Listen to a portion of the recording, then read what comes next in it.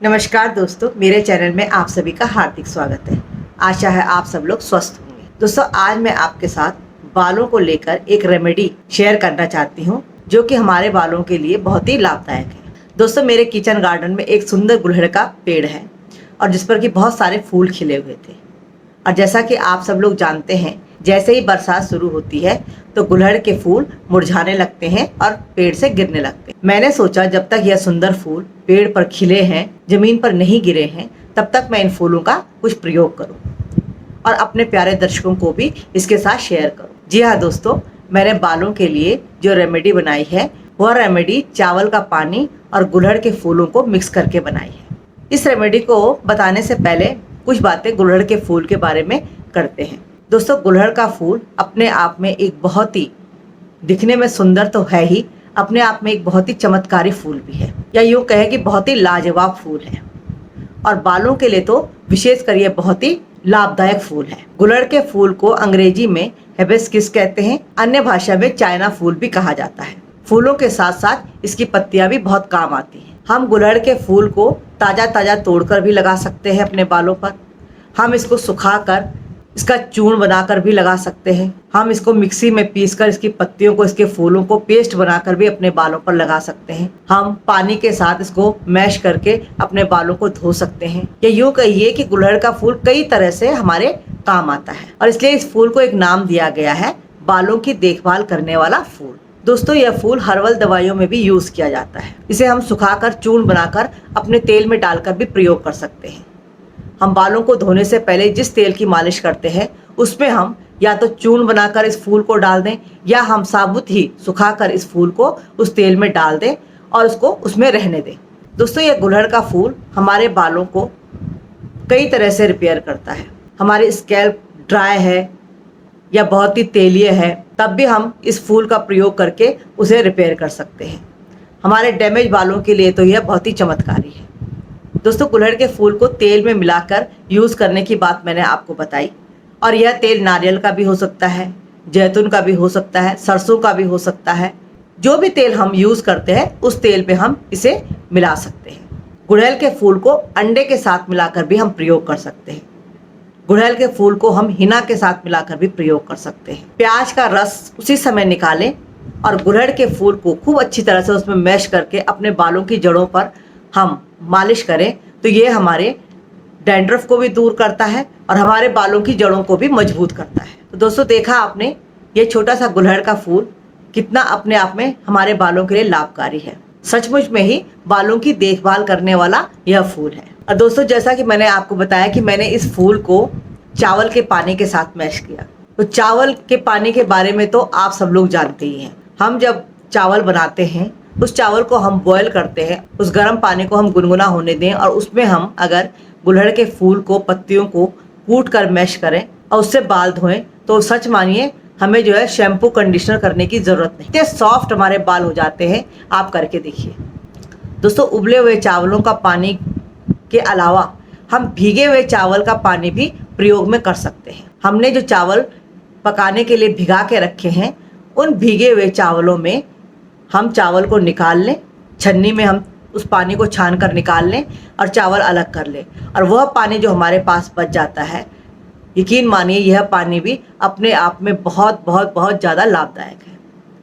अब इसमें हम गुड़हल की कुटी हुई पत्तियों को और फूलों को मैश करके बहुत देर तक, 1 घंटे तक हम इसे भिगा कर रखें और उसके बाद हम इसे देखें तो इसमें एक तरह का झाग सा उत्पन्न हो जाता है।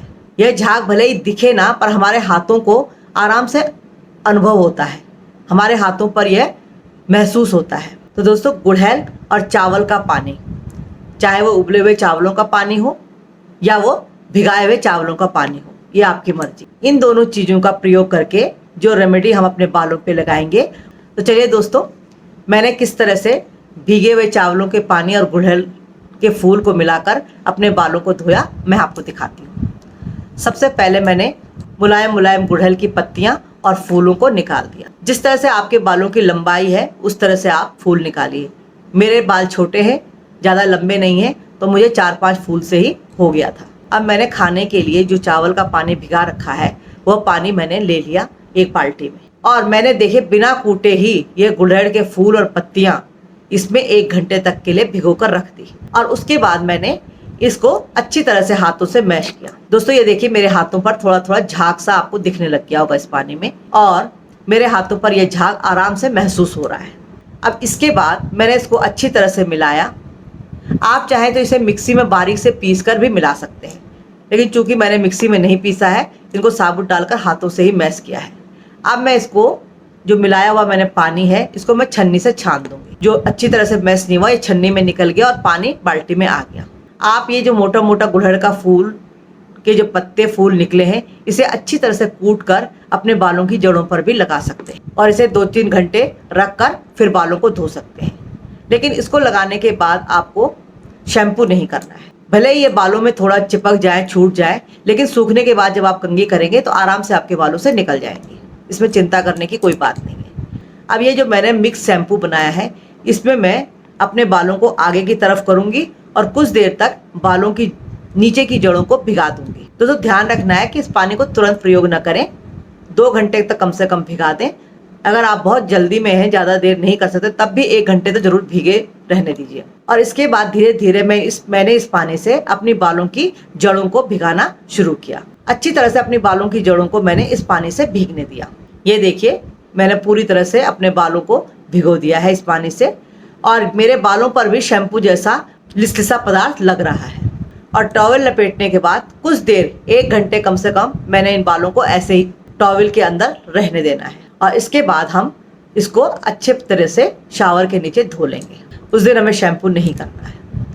दोस्तों इस तरह की रेमेडी आप 1 दिन छोड़कर आराम से कर सकते हैं और इस रेमेडी को करने के बाद आपके बालों की जड़ें मजबूत तो होंगी ही, साथ ही आपके धुए बाल भी जल्दी नहीं होंगे।